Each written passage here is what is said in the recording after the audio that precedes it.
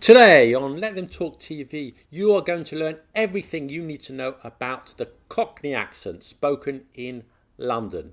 Now, as you know, I am a Londoner, but when I teach these lessons, I teach standard British English, which is what I'm talking now, by the way, more or less anyway.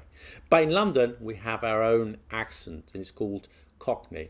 Now, Cockney is a working class accent that originated around the city and the East End of London. But now you'll find it all over London and beyond. In the past, Londoners tried to hide their Cockney accents when they tried to rise the social ranks. In polite society, they were mocked and shunned, and having an accent, a Cockney accent, could hold them back, but not anymore. Now it's cool to have a Cockney accent. It's worn as a badge of pride, and you'll find it everywhere, in the media, on the BBC, in Hollywood. Lots of famous people are or were Cockneys. For example, Adele, Jason Statham, Amy Winehouse, Russell Brand, Michael Caine, and many more. Now, I'm an English teacher, so of course when I teach English I use standard British English. I'll try and say that again. Standard British English. RP, it's often called RP, received pronunciation. Now this is the English you'll find in English textbooks and dictionaries. But today, with a little help from my cousin Bob, say hello Bob. Hello. We're going to learn some Cockney. So if you're planning to visit London, speak to a Londoner, listen to a Londoner, or just have an interest in the accent of this great city, then stay tuned.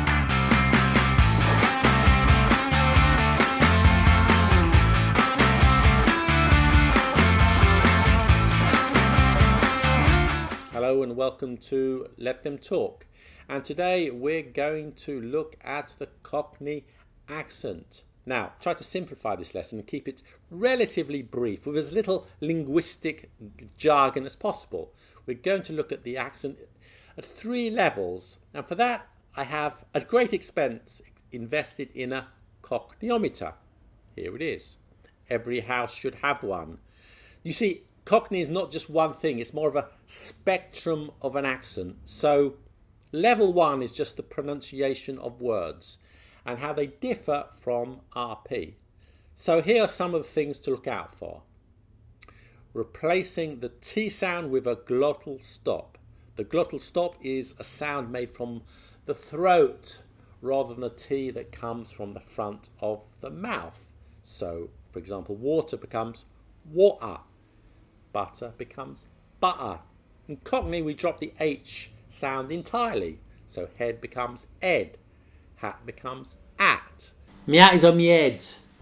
The unvoiced TH sound, that's when you put your tongue between your teeth and blow in such words as thanks, think, Thursday. That's replaced by an F. Thanks, think, Thursday.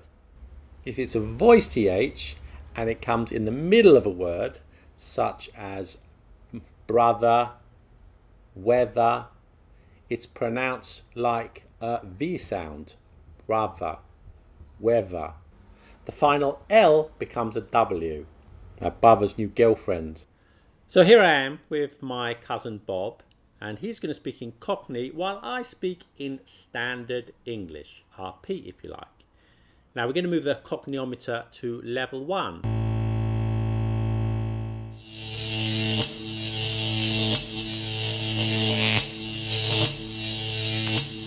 At level 1 we're just looking at pronunciation changes, taking into account the sounds changes I already mentioned.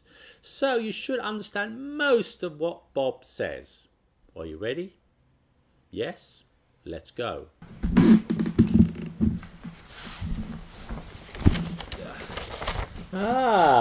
Cousin Bob, are you ready? Okay. Hello, how are you? All right, mate. It's a beautiful day, isn't it? Beautiful day, innit? Harry Potter brought his new girlfriend to our house to meet my mother. Harry Potter brought his new girlfriend to our house to meet my mother. I'm going to have a shower in Liverpool Street Station.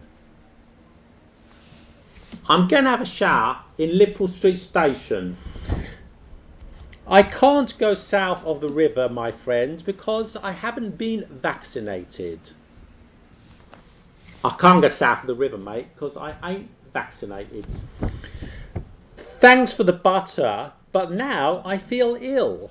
I hope I'll be better by Thursday. Thanks for the butter, but now I feel ill. I hope I'll be better by Thursday. The weather in Hackney is lovely in autumn. The weather in Hackney is lovely in autumn. Okay, did you get that? Interesting, just a few sound changes from standard British English and you've got it. But I'm warning you, it gets more difficult because now we're going to move the dial on the cochneometer up to level 2.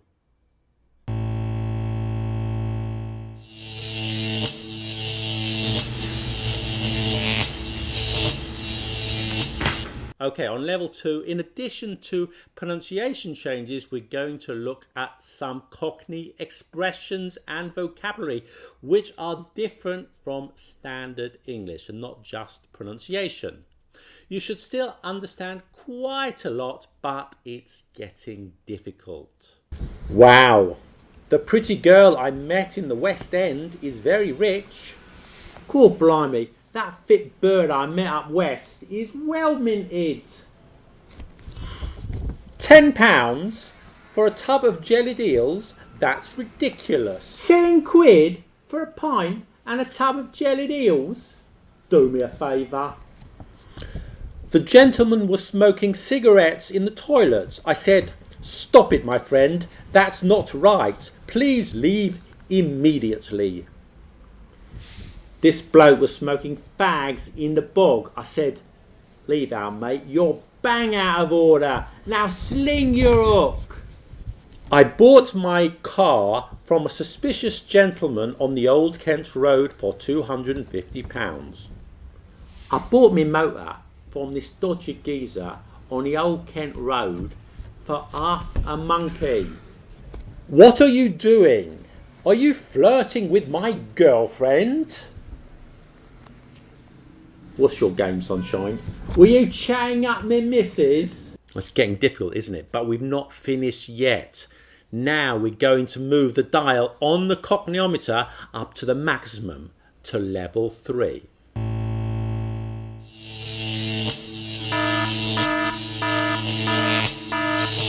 I'm giving her all she's got, Captain. If I push it any harder, the whole thing will blow.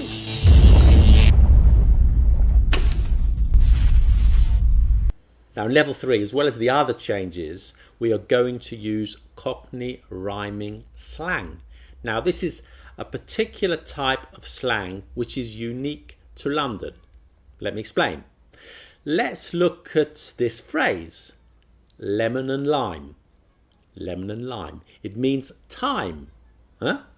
Why does it mean time? Simply because the second word in the phrase rhymes with time. Lime, time. Lime, time. Lemons and limes have nothing to do with time. It's all about the rhyme. So in a phrase, you substitute the word time with lemon and lime. So what's the time becomes what's the lemon and lime.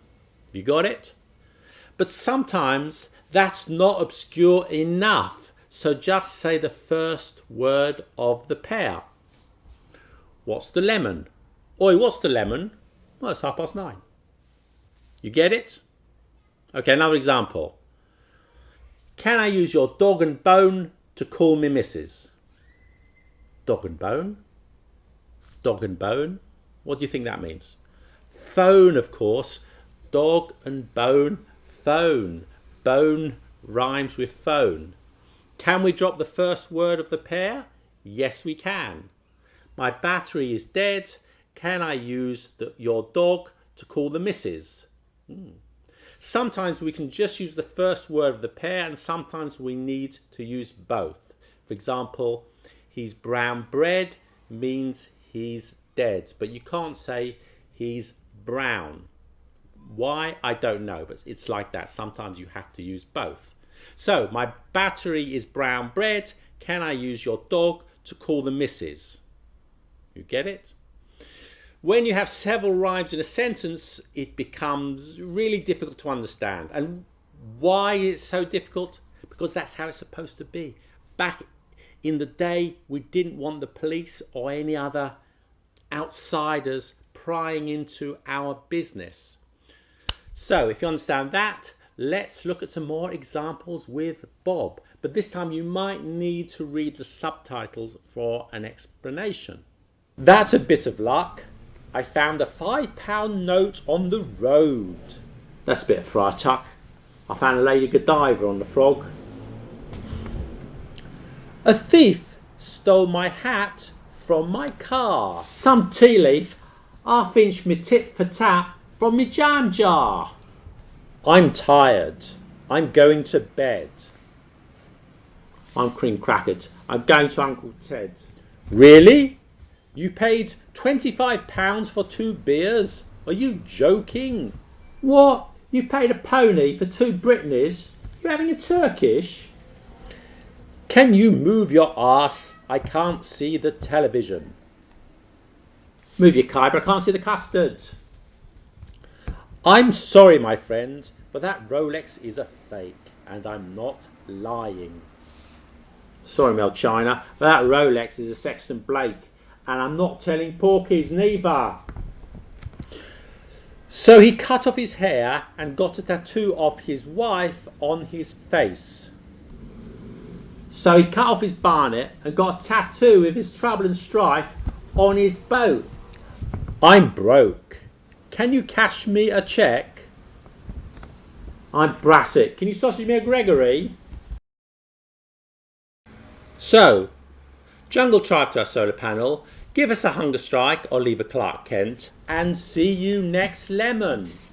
What the f*** are you talking about?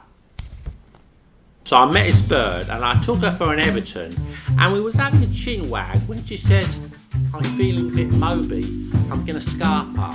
I said, don't leave me on the Jack Jones. She said, well, come back to my gap and we can watch the custard and I'll open an Aristotle. So I've got some sausage